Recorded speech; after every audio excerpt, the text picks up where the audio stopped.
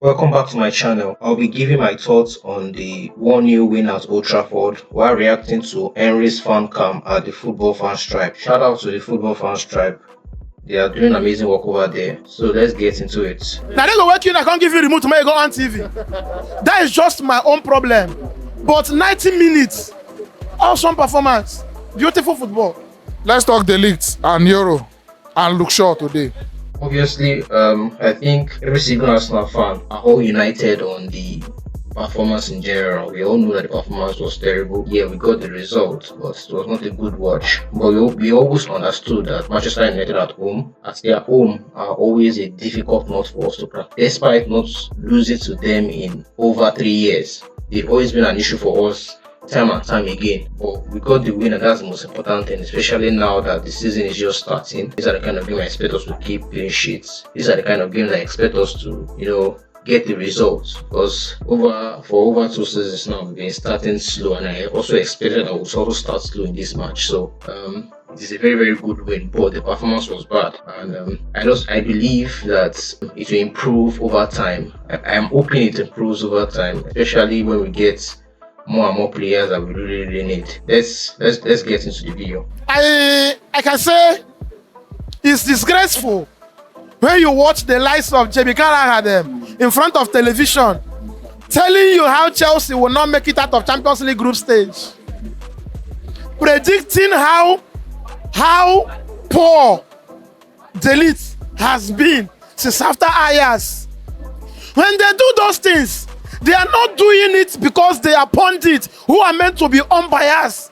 They are doing it to promote an agenda, so that maybe their own brother, a country boy, maybe the Maguires, will see football and play. But people like us from home, before lineup come out today, we knew that if there is somebody who can make Victor Gyökeres go crazy.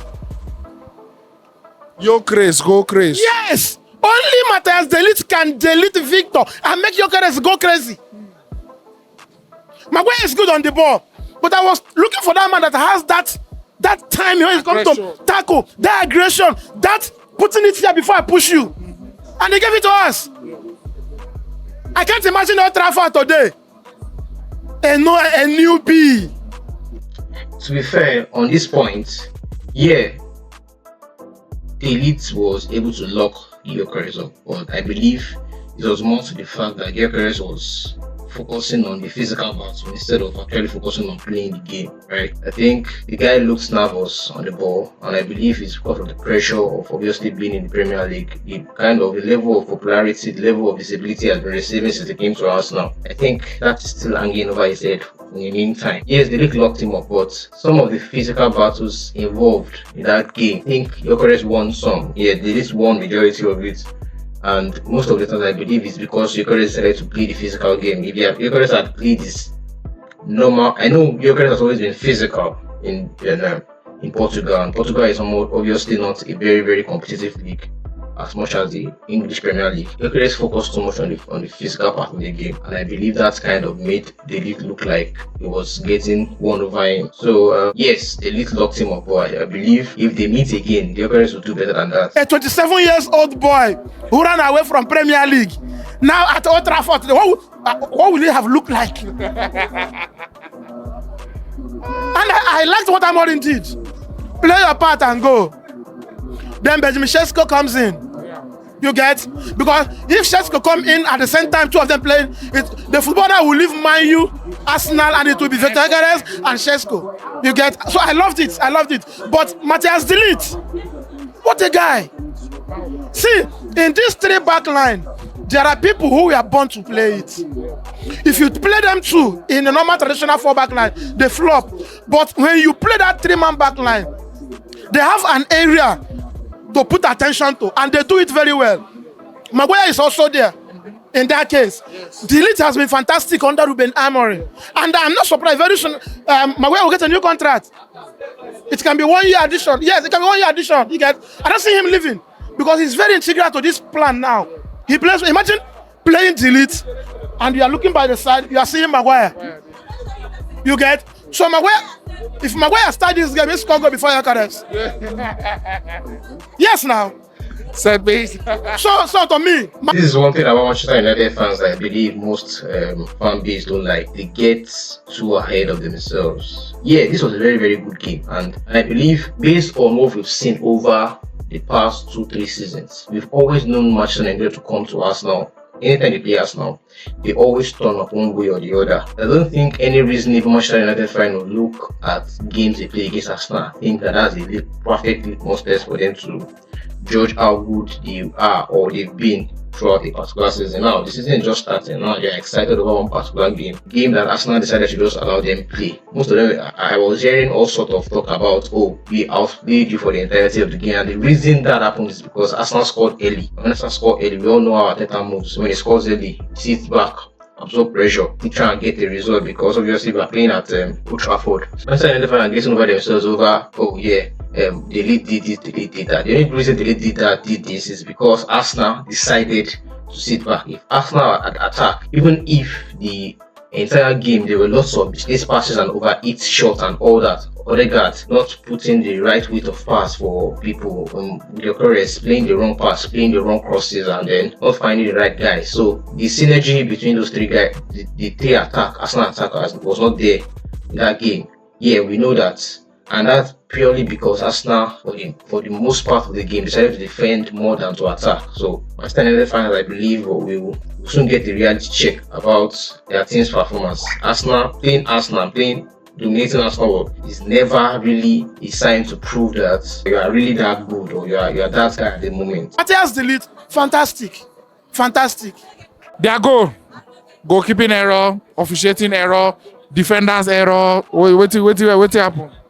Before the defender's error, before the goalkeeper's error, let's talk about the rule. I feel it was impeded. In fast trap, after every match, there will be interview. Fernandez said before the season, the whole captains were gathered by FA. FA gave them assurance that there will be many whistles this season. If any infringement, if any impediment happen, that they will whistle. Then let's talk primary football, common sense, all the way from Nigeria. You claim to develop football. No problem. You said you invented football. I don't know. But let's talk common sense in football. In a dead ball situation, if the ball is coming, you that have the intention of scoring the goal, your eyes will be on the ball. So in a dead ball situation where the ball has been floated, and you have zero intention of getting the ball, rather you are busy impeding, shoving the goalkeeper. What is that? It's a penalty. Because if a Man U defender do that to Kai Havertz, it's a foul. If a Man U defender do it to Kai Havertz, displace Kai Havertz in a dangerous manner without getting the ball, it's clumsy. It's a foul. Penalty given. So how come when you do it to your goalkeeper, it's not a foul? What cancelled Crystal Palace goal this night? That part I slightly agree and I disagree a lot, because one thing I think every football fan knows is this: the kind of fouls that is being given when it comes to set pieces is different from the kind of fouls that is given when it comes to open play. Referees generally, or let me say football generally allows there to be some sort of physicality in terms of how many times have we seen players push, they will hug themselves, they are pulling themselves, pulling their shirts, pushing, the kind of physical contact you would expect that during open play, the referee will blow the whistle for a foul. We see that several times during free kicks, corner kicks, any sort of set plays. So it has always been part of football that players are allowed to be much more physical and much more involved in terms of pulling and pushing in set piece situations. And the reason they allow it is because everybody is trying to fight for one ball. Obviously, the ball is either coming from the attacker who is trying to cross the ball into the box. So everybody is trying to struggle for the ball. So everybody is trying to readjust themselves, readjust their position to get to the ball. And so the defending team has to also readjust their position. So while they are readjusting their positions, they also have to push and pull. If this level of contact is not allowed during set pieces, the referee always has to blow his whistle to stop it.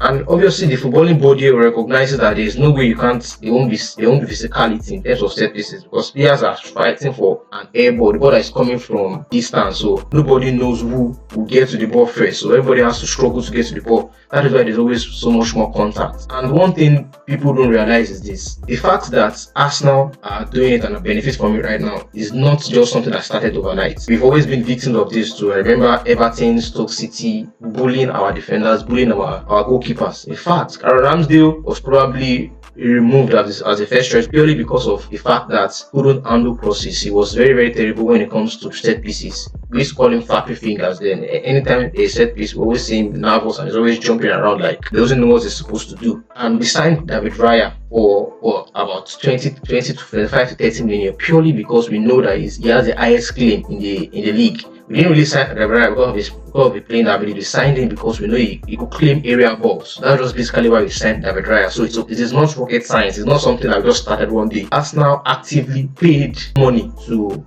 get this level of advantage when it comes to set piece, and we are actually benefit from it because we've signed players 6'1", 6'2", 6'3" players just because we are trying to obviously dominate other teams in the air and then prevent bullying and all sorts. The same exact situation happened in the same match against Arsenal, and people were using their bodies to shove Raya, and Raya jumped up and punched the ball to safety. That is exactly what I expect Man U will do, because you can't have a goalkeeper that is scared of claiming crosses, that is scared of coming out, that is scared of being brave to come and punch out crosses, and you expect that teams will not exploit that situation. Tottenham has a goalkeeper like that too, and they've been exploited several times. If you want to stop something from happening, you make active effort to stop it. You don't ask for the laws to get changed. There's no way the law will change, because the only way the law changes is when they decide that every form of physical contact in the box during area set pieces should stop. That's the only way the laws will change, and I don't see that happening anytime soon. So Arsenal has deliberately spent a lot of money, by the way, to try and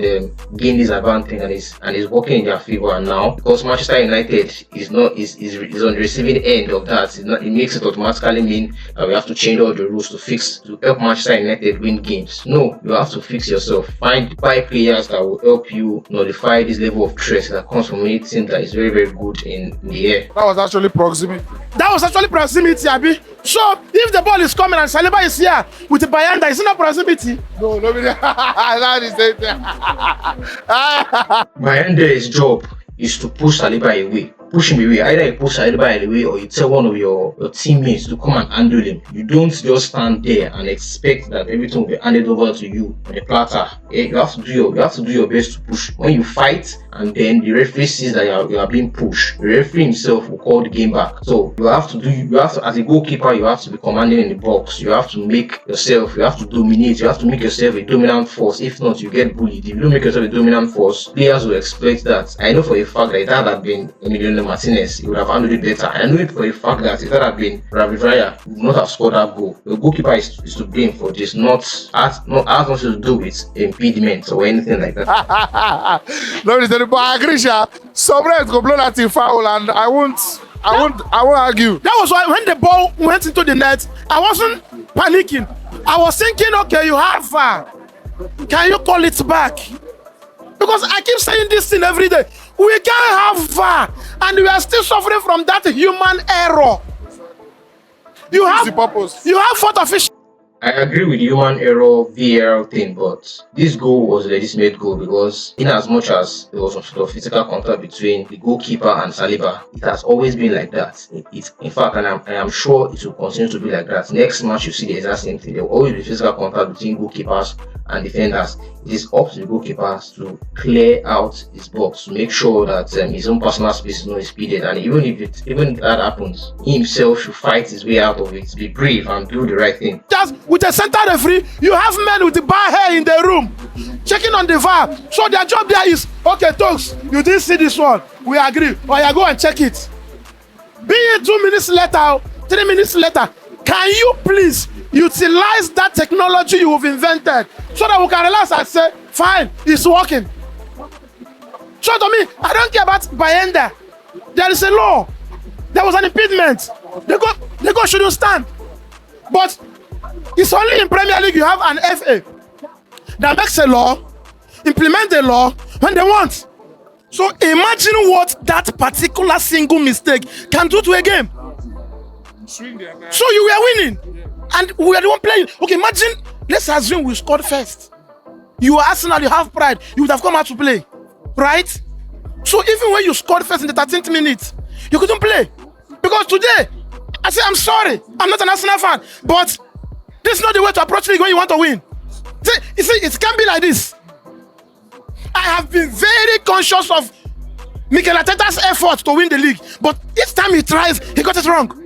Because imagine today, Casemiro played until he tired and left. Yes. And we are talking Arsenal. Declan Rice was off. Zubimendi was off. They made Martin Odegaard and Yeah, Arsenal played terrible in this match. But this match, like I said before, should not be the reason why we say, oh, Arsenal is not winning the league. Yeah, they play terrible, but Arsenal has beaten every top 6 team over 3 years now. They've been unbeaten against top 6 teams. So this has always been Arsenal's way of approaching top 6 teams, and it has always been working. It has been successful for Arsenal. So this is not a litmus test for if we win the league or not. Anything can happen. We obviously know that this is not the way Arsenal plays week in, week out. Yeah, maybe majority of the time, this is how we play. And honestly, even I have the same question for Arteta. But this is not how we always play. When we want to play freely, we play freely. So, we beating Manchester United playing this way does not mean we play like this for the entirety of the season. Bukayo Saka looks so stupid because Arsenal football degenerates from that middle. And when you see Arsenal fans talk about the game since yesterday, they will tell you how they will dominate the midfield. And today, United comfortably bypassed that midfield. We bypassed the midfield at will. And that is where Arsenal from that they distribute the ball to Martin Odegaard to Bukayo Saka. Those channels today couldn't work. Route 1 straight to Salah. It can't work. Straight. Like I said, and the only reason that happened because first of all, Zubimendi is still trying to adapt to the league. I feel that guy might struggle a little bit before he eventually finds his footing, but I still believe he's going to adapt. And the only reason Manchester United dominated midfield is because we had someone that is still learning the trade at Arsenal. If Thomas Partey had been there, it would not have been like that. And 2, we scored early, and because we scored early, we decided to sit back. So there's practically no midfield play to take effect in this situation because we didn't come out to play. If we come out to play, then we can talk about our midfield and how good or bad our midfield was. But we didn't come out to play, so this has something to do with midfield. To Mbowe Salah. So I'm sorry, I lost, no problem. But don't forget, there is no way, realistically, Man U and Arsenal can be chasing the same thing. We are playing the Premier League. All of us should be winning the Premier League. But don't forget, talk the reality. You know the fact. So this Arsenal performance today, it can go in 2 ways. It might be a bad day. It might be a bad day. Well, brought bad day by the team where you play against. You get. And then enforcer. You get, yes, because I refuse to agree that Mikel Arteta got it wrong. No. Our tactics act smart in his own. You get? Just Yes, like what Liverpool did to Chelsea first leg last season. They left the midfield for Chelsea and they won the game. So when your tactics worked, kudos to you. After all, the only thing they know how to do today worked. The Tony Police football worked. You get? Final thoughts, I beg. It worked. Now, see, please, before this final thought, I want to talk about our goalkeeping position. There is no way in this world Manchester United, 74,000 capacity stadium, 100 years old, 20 Premier League titles, 3 Champions League, can go into a Premier League season. I think I'm going to stop here. So what I'm going to say next is you can go and check out Football Fans Tribe. There's lots of beautiful quality content over there. I enjoy watching their channel. In fact, after every game, I go there to watch my favorites there. Danny, go over there and check out their content. They are really doing great work. And then I'll also leave a link in the description for the full video so you can check it out. Thank you for watching. Please like and subscribe.